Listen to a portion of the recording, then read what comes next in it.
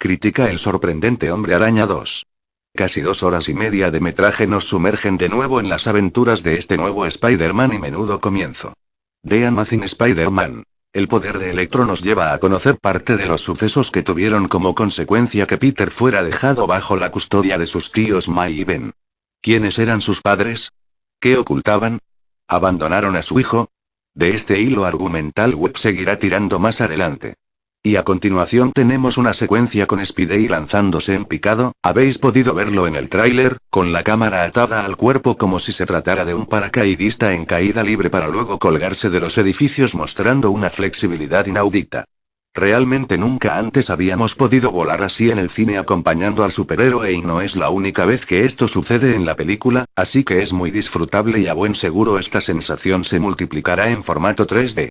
En muchos sentidos, el tiempo es importante en la película y el leitmotiv de los engranajes y las manillas del reloj se repite para hacernos llegar un mensaje muy concreto. En este viaje que emprendemos con el Hombre Araña habrá muchas cosas que llegarán a su conclusión y otras que se reiniciarán y no nos referimos exclusivamente a sus estudios académicos con la ceremonia de graduación, tanto la concepción de la banda sonora como el sonido o el trabajo de fotografía es impresionante si tenemos en cuenta que, por primera vez, la película entera se ha rodado en Nueva York.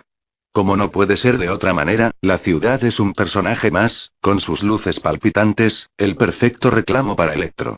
El diseño de los efectos visuales ligados a él ha sido el gran reto de la película en la que las corrientes eléctricas deben mostrarse como si fueran parte integrante tanto de Max, el hombre que hay tras Electro como la forma en la que éste proyecta su poder. Jerome Chen, el responsable de los efectos visuales, exhibe músculo desde el primer minuto y consigue no pocas proezas de las que se te quedan grabadas en la mente, como la secuencia del sentido arácnido en la que Spidey tiene que salvar a un buen número de civiles de la electricidad.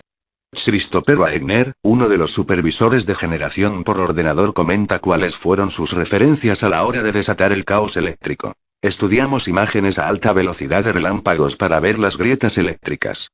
Estudiamos las bobinas Tesla, esferas de plasma, cada una de estas representaciones de la energía y las juntamos. Los relámpagos se componen de una docena de capas de elementos, dependiendo de qué tipo de descarga se dispare y cómo ésta reacciona con el ambiente. A la vista está que el resultado es apabullante. Si habéis seguido las noticias acerca de la película, quizá uno de vuestros temores sea que haya una saturación de enemigos de Spider-Man, pero no es el caso.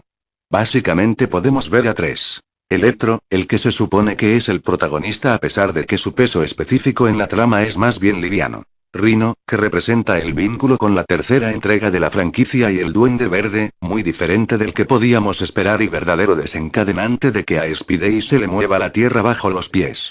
Pero la adaptación no puede ser más desconcertante y se aleja totalmente y en todos los sentidos tanto de su versión en cómic como de su adaptación en la saga de Sam Raimi, que ya tenía sus licencias. Ni se parece en sus motivaciones personales, ni en su aspecto, ni en su forma de actuar. De hecho, ni siquiera es un suero el que lo convierte en lo que es, sino una enfermedad genética. Y sin embargo, de alguna forma funciona porque tiene continuidad con lo que nos contaron en la primera entrega, aunque entre con calzador. Hay cierta confusión en la concepción de un guión que, escrito a tres manos por Alex Kurtzman, Roberto Orci y Jeff Pinker, trata de aglutinar quizás demasiadas cosas. Por un lado tenemos el espíritu del Spidey del cómic, un tanto fanfarrón, muy hablador y chistoso que funciona muy bien con la máscara puesta, pero no tan bien en otros registros más dramáticos que tienen que ver con la vida personal de Peter Parker. En este punto hay dos nudos argumentales a desarrollar: su relación con Gwen y cómo aborda el sentimiento de abandono de sus padres. Sabe que en torno al maletín que le ha quedado como legado hay algún tipo de secreto que no consigue descifrar en un principio. Como personaje, la madurez le llega a Parker de una manera un tanto abrupta, por lo que sigue pareciendo un adolescente haga lo que haga. El caso es que cuando todas las líneas argumentales convergen al final la cinta cambia totalmente de ritmo, y los últimos 20 minutos nos dejan cierta sensación de premura. Como si el argumento se hubiese ido de las manos y tuviera que finalizar de alguna manera rápido. Con todos sus fallos, The Amazing Spider-Man tenía una frescura en los personajes que se pierde en esta secuela a base de pirotecnia y cierta falta de cohesión interna. Muchos fans del trepamuros van a sentirse agradecidos de que por fin Spidey luzca unos grandes ojos blancos parecidos a los de su predecesor en el papel. Deborah L. Scott, que diseñó el traje, comenta su evolución respecto a la cinta de 2012. En la primera película, quería que el traje fuera muy realista, como si nos preguntáramos cómo haría este disfraz un niño. Utilizamos tejidos y diseños que un niño en Keynes podría conseguir. Por ejemplo, los ojos estaban hechos literalmente de gafas de sol, porque eso es lo que él tendría a mano. Sin embargo, el enfoque es completamente diferente en el poder de Electro. En esta ocasión, quise adoptar lo que hicieron en los cómics, los elementos icónicos, cálidos y familiares que conocemos de Spider-Man. Y una vez más, los ojos son una parte importante, en esta ocasión se pueden ver unos ojos grandes y amigables. Cuando las personas interactúan con el traje, te transmite calidez y cercanía, seguridad, posibilita una conexión con la gente. The Amazing Spider-Man. El poder de Electro sienta las bases para muchas cosas interesantes que están por llegar en la tercera entrega de la franquicia. El asentamiento de Oscorp como máquina de engendrar monstruos, la futurible aparición de MJ, lo que supondrá la universidad para Peter Parker, como os decíamos al comienzo, el reloj corre mucho para Peter y su alter ego en la película. Así que, en ese sentido, funciona muy bien como entrante, pero queremos ya el plato principal. Mi turno. Antes de empezar, lectores, os voy a pedir que me disculpéis. Voy a darle una patada a la mayor parte de los libros de estilo periodístico y voy a dirigirme a vosotros como si estuviéramos sentados en torno a una mesa, tomando una cañitas y hablando de la película que nos traemos entre manos, pues no se me ocurre mejor forma de dirigirme a vosotros ahora mismo tras haber salido del cine de ver The Amazing Spider-Man 2. ¿Qué me ha parecido The Amazing Spider-Man? ¿El poder de Electro? Preguntáis. Pues teniendo en cuenta que soy un firme detractor de la primera parte, a la cual le achaco un montón de fallos y a la cual ataco sin piedad, únicamente puedo decir que esta secuela de Mark Webb es sencillamente asombrosa, espectacular y superior, como el propio Spider-Man. Efectivamente, amigos lectores, aquí tenéis a un converso que ha visto la luz con la nueva película de Spider-Man. Todos los argumentos que sus más ácidos críticos pudiéramos blandir para criticar la primera parte, no nos son válidos en esta segunda entrega. Nos encontramos con un tipo de película y un planteamiento completamente diferente. De hecho, da la impresión de que la productora tomó buena nota de las peores críticas que recibió Asmuno y han pretendido subsanar los errores cometidos. Para empezar, hablemos del Spider-Man de Andrew Garfield. El actor no solo hace un trabajo excelente, con un gran manejo de las emociones y una soberbia interpretación, sino que su Peter Parker / Spider-Man es, por fin, aquel que los fans de los cómics queríamos ver en escena. Por un lado, podemos disfrutar de una mayor dimensión del personaje de Peter, que no llegamos a ver en la anterior película. Sus inseguridades y los arranques propios de un adolescente contrastan con todo el peso emocional, la culpa y su día a día como héroe. JJ Jameson sí tiene un papel en su historia, pero no os spoilearemos nada al respecto. Por otro lado, el alter ego de Peter que vemos en pantalla es realmente un Spider-Man digno de los mejores cómics. Ya no se trata de un matón con poderes, un abusón sin gracia. Estamos ante un Spider-Man chistoso, ingenioso, de lengua rápida y mordaz, que todos estábamos deseando ver. Y esto no solo se mantiene en escenas puntuales, sino a lo largo de toda la película. Sus líneas de diálogo son geniales y muy apropiadas. Y hablando de ver. ¿Qué decir de su traje? Su nuevo uniforme no solo es muy cercano al diseño del cómic, sino que además queda excepcionalmente bien en pantalla. Y cuando el héroe se mueve es, en dos palabras, una pasada. Tal y como debería moverse Spider-Man realmente, sacándole todo el provecho que puede a su agilidad y a su fuerza sobrehumanas. Una delicia, vaya. Vayamos ahora con Emma Stone. Una vez más su Gwen Stacy es uno de los platos fuertes de esta película. No nos encontramos ni ante una mujer florero ni ante una víctima / novia del héroe. Lo que la Gwen de Stone representa es el pilar sobre el que se asienta el mundo de Peter. Más inteligente, fuerte y decidida con él, es el alfa y el omega de su existencia. De ahí que la relación entre ambos personajes sea más o menos pastelosa.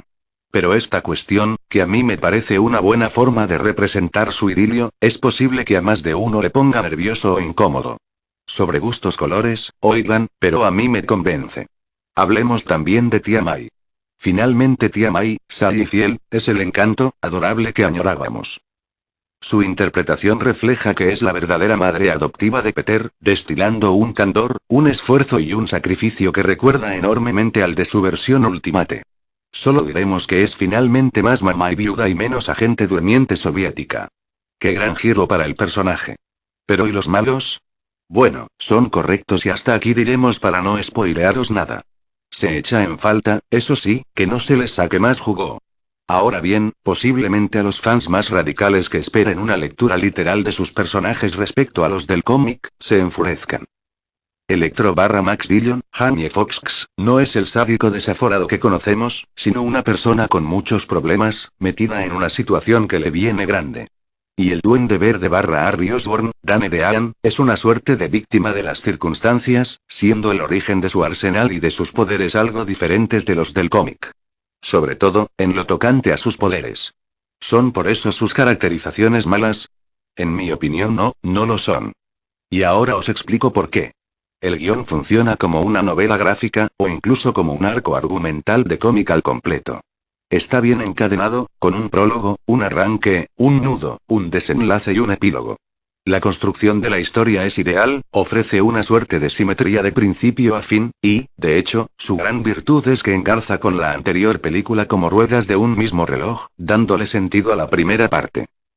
Disculpa los pecadillos de Amazing 1 e incluso explica por qué se articuló así, para dar pie a las próximas películas de Spider-Man de los 6 siniestros y de Veneno. De ahí que crea que las libertades a la hora de adaptar estos personajes estén al servicio de una historia más grande, de la que serán, seguramente, partícipes en un futuro. En gran parte, esta ganancia respecto a calidad de guión se la debemos a las mentes detrás de él, los nuevos guionistas. Alex Kurtzman, Transformers Prime, Star Trek, Roberto Orci, Sleepy Hollow, y Jeff Pinkner, Fringe, Perdidos. Fijaos que precisamente los nombres de Orci y Kurtzman ya aparecen ligados a los futuros spin-offs de esta película. ¿Casualidad? Lo dudo.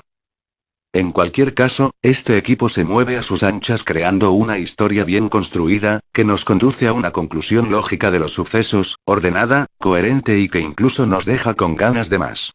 Otro punto interesante sobre la nueva película es la banda sonora. Hans Zimmer toma el relevo de James Horner y vaya si se nota. A pesar de la grandeza de Horner, gran compositor donde los haya, el trabajo de Zimmer con la composición cambia en buena medida la atmósfera de la cinta. Su música transmite la sensación de vértigo, de acrobacias y de alturas que el héroe merece en una gran película de aventuras como esta.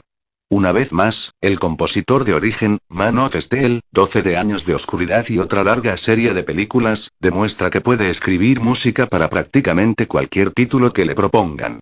Resumiendo y concluyendo. En la crítica de Amazing Spider-Man le dije a un lector que esperaba algún día ver a un Spider-Man que estuviera a medio camino entre el trágico de Sam Raimi y el tan denostado de Mark Webb.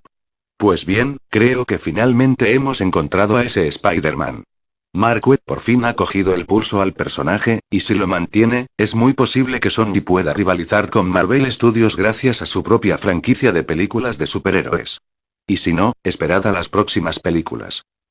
Muy larga y un tanto irregular, pero también esclarecedora, la película muestra sus intenciones. The show must go on por todo lo alto y nos espera mucho más. Lo mejor la magnífica Gwen Stacy a la que da vida Emma Stone. Es perfecta. Lo mal o altibajos en el ritmo y un final atropellado, con casi 2 horas y media de metraje. Gracias.